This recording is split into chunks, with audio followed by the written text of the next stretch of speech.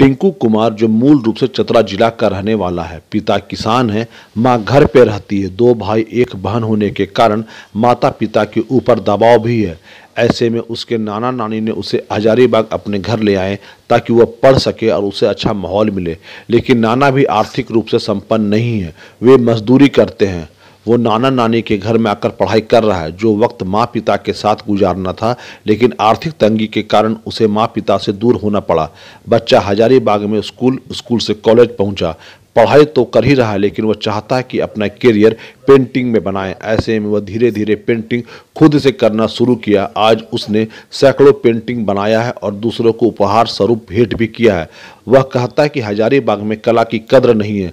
शौक से तो मैं बना कर देता हूं, लेकिन किसी ने भी मुझे आज तक मेहनताना नहीं दिया। टिंकू रांची, कोलकाता समेत कई शहरों में पेंटिंग कंपटीशन में हिस्सा ले चुका है। कोरोना के दौरान ऑनलाइन कंपटीशन में उसे नेशनल स्तर के प्रतियोगिता में हिस्सा लिया और स्थान भी पाया। अभी कोरोना काल चल रहा था, तो अभी कोरोना काल में कितने कोरोना योद्धा हुए या जो भी समाज के लिए अच्छा किए, उन लोगों का पेंटिंग मतलब अपने मन में अपने सोच के अपने कागज़ या फिर पेज पे हम दर्शाएं। अभी अपने ज़िले में और रांची कोलकाता तक गए हैं, पर वहाँ पे सिर्फ सम्मानित किया गया, जो भी हुआ उससे सम्मानित किया। आलम यह है कि टिंकू के पास कैनवस पेपर लेने के लिए पैसा भी नहीं है। ऐसे में सफ़ेद पेपर और पेंसिल से वह पेंटिंग करता है। कहता है कि जब पेंटिंग करते हैं और वह तैयार हो जाता है तो बेहद खुशी होता है। जब उस पेंटिंग को लेकर लोग बड़ाई करते हैं तो और भी मज़ा आता है। कम उम्र है, लेकिन उसकी तमन्ना ऊंची उड़ान लेने की है।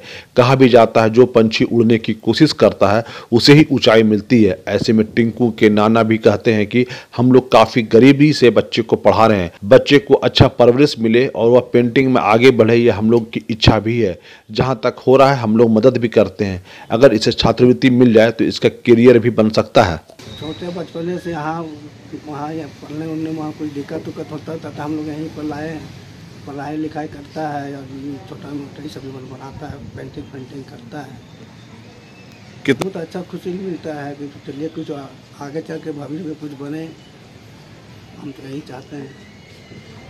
ये तो आ रहा है कि जैसे जितना इनका खर्चा है उस हिसाब से तो हम लोग कर नहीं पाते हैं, क्योंकि हम लोग की गरीबी हालत है, हम लोग की स्थिति खराब है।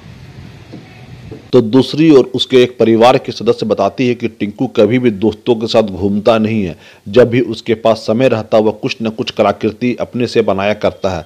घर छोटा है, ऐसे में हम लोगों के पास जगह भी कम है, इसलिए वह छत पर या किसी खेत के किनारे बैठकर पेंटिंग करता है। तो एक अन्य युवक जो उसके पड़ोस में रहता है वह कहता है कि जब पेंटिंग इनका देखें तो बहुत खुशी हुआ।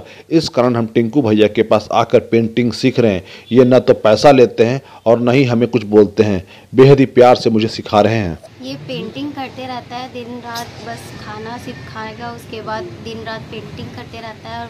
और ये बोलता है कि हमको पेंटिंग में बहुत आगे जाना है, इतना आगे कि सब सिर्फ मेरा नाम से हमको जाने कि हम कौन हैं, क्या करते थे हम, मतलब पेंटिंग के लिए हमको सब कोई पहचाने।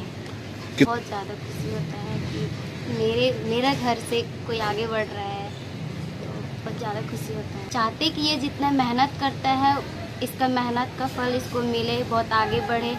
जिसको भी ये जितना भी मेहनत करके देता है उसका मेहनत मतलब जो है उसको रिटर्न आए। हम भैया मेरे घर के बगल में रहते थे, तो हमको अच्छा लगा इनका पेंटिंग, तो हम इनका पेंटिंग उसके घर में जाके सीखते हैं और धीरे धीरे सीखते रहेंगे। सोना जितना तपता है उतना ही उसमें निखार आती है। टिंकू आज गरीबी में भी अपनी कला को मुकाम पहुंचाने की कोशिश कर रहा है। जरूरत है समाज के लोगों को भी उसे प्रोत्साहित करने की। जिनके लिए पेंटिंग बनाता है वे उसे आर्थिक रूप से मदद करें ताकि उस पैसे से वह अपना करियर बना सकें। वहीं सरकार को भी ऐसे बच्चे जिनमें प्रतिभा तो है लेकिन आर्थिक तंगी के कारण वे निखर नहीं पा रहे, उसे मदद करने की। गौरव प्रकाश, ETV भारत, हजारीबाग।